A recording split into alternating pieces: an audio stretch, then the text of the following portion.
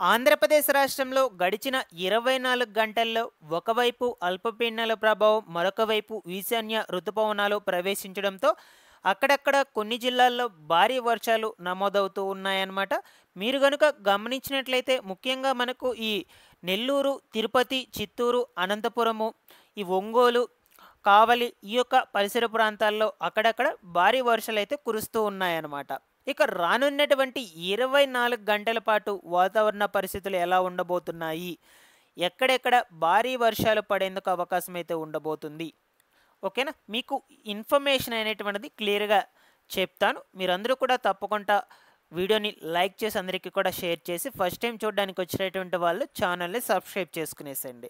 Late చేయకుండా టాపిక్‌లోకి గనుక వచ్చేసినట్లయితే మనకు గడిచిన 24 గంటల్లో ముఖ్యంగా ఆంధ్రప్రదేశ్ రాష్ట్రంలో ఎక్కడెక్కడ భారీ వర్షాలు కురిసాయంటే ముఖ్యంగా వచ్చేసి ఈ యొక్క ఈశాన్య ఋతుపవనాలు ప్రవేశించడంతో నెల్లూరు, చిత్తూరు, తిరుపతి జిల్లాల్లో అక్కడక్కడ పిడుగులతో కూడుకున్నటువంటి మోస్తారు నుంచి భారీ వర్షాలైతే నమోదవుతున్నాయి. ఫర్ ఎగ్జాంపుల్‌గా చూసుకుంటే మాది తిరుపతి డిస్ట్రిక్ట్ అనమాట.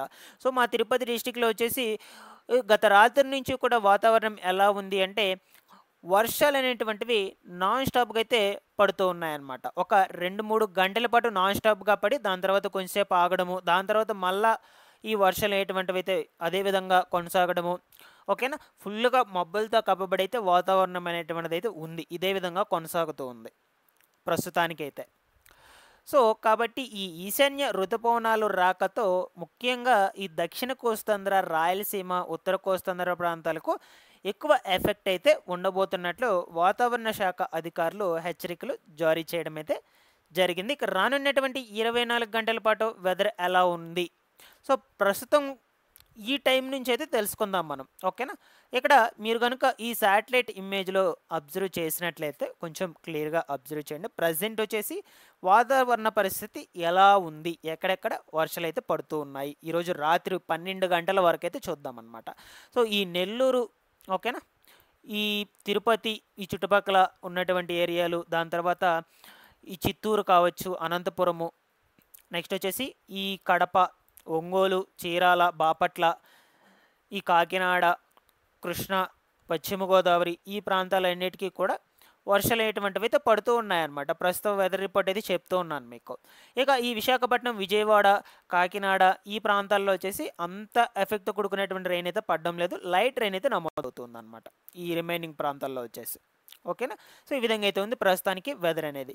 ఇక రేపు ఎర్లీ మార్నింగ్ అంటే ఉదయాన్నే చూద్దామన్నమాట. 4, 5 ఆ సమయంలో చూసినట్లయితే దానికి సంబంధించినటువంటి వెదర్ రిపోర్ట్ ఇమేజ్‌లో కూడా ఇక్కడైతే చూడొచ్చు మీరు.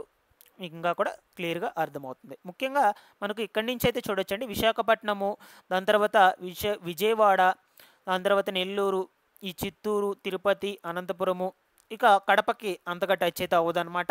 దాని తర్వాత ఈ బాపట్ల, చీరాల, ఒంగోలు, నెక్స్ట్ వచ్చేసి ఈ కృష్ణా, ఏలూరు, గుంటూరు ఈ పరిసర ప్రాంతాలన్నిటికీ కూడా మనకు వర్షం అనేటువంటిది ఎక్కువగా నమోదవుతుంది రేపు మార్నింగ్. ఓకేనా? ఇక్కడ చూడొచ్చు మీరు గమనించినట్లయితే. దీన్ని ఇంకొంచెం క్లారిటీగా కనిపించేటట్లయితే చూపిస్తాను మీకు. ఒక్క సెకండ్. ఇక్కడ చూడొచ్చు. ఓకేనా? ఇది రేపు మనకు ఎర్లీ మార్నింగ్‌కి సంబంధించినటువంటి వెదర్ రిపోర్ట్ అనమాట. అంటే రేపు పొద్దున్నే. ఈ కాకినాడ, దాని తర్వాత విజయవాడ, విజయనగరము, ఓకేనా? దాని తర్వాత వచ్చేసి రాజమహేంద్రవరం కావచ్చు, ఒంగోలు, చీరాల, బాపట్ల, కృష్ణా, గుంటూరు, ఓకేనా? నెల్లూరు, కావలి వీటన్నిటికీ కూడా వర్షాలైతే ఉన్నాయి. ఈవెన్ మనకు తిరుపతి డిస్ట్రిక్ట్‌లో కూడా కొన్ని ప్రాంతాల్లో ఎక్కువ వర్షపాతం అయితే నమోదవుతుంది రేపు ఉదయాన్నే. ఇక ఈ కడప, ఈ పొద్దుటూరు, రాజంపేట ఈ ప్రాంతాలకైతే అంత ఎఫెక్ట్‌తో కూడుకున్నటువంటి రెయిన్స్ అయితే పడవు. సో, ముఖ్యంగా తెలంగాణ రాష్ట్రంలో కూడా అసలు వర్షాలే లేవన్నమాట రేపు ఎర్లీ మార్నింగ్ నుంచి చూడొచ్చు. మొత్తం కూడా స్కై అనేటువంటిది క్లీన్‌గా అయితే ఉంటుంది. ఓకేనా? సో, ముఖ్యంగా వచ్చేసి మనకు ఈ సముద్ర మట్టానికి ఆనుకొని ఉన్నటువంటి ప్రాంతాలు ఏవైతే ఉన్నాయో ఈ ప్రాంతాలకే ఎక్కువ ఎఫెక్ట్ అయితే ఉందన్నమాట. మీరు అబ్జర్వ్ చేసినట్లయితే. ఓకేనా?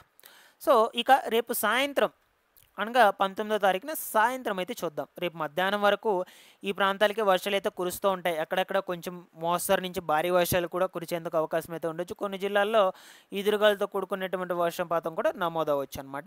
ఇక రేపు సాయంత్రం చూద్దామండి. 5 గంటల ఆ సమయంలో వచ్చేసి ఈ కోస్తాంధ్ర ప్రాంతాల్లో శ్రీకాకుళము, విశాఖపట్నము, దాని తర్వాత కాకినాడ, విజయనగరము, విజయవాడ, ఈ ఒంగోలు ఈ పరిసర ప్రాంతాలకు మాత్రమే ఎక్కువ వర్షపాతం అయితే నమోదవుతుంది. ఉరుముల మెరుపులతో కూడుకున్నటువంటి వర్షాలు అయితే నమోదవుతాయి అన్నమాట.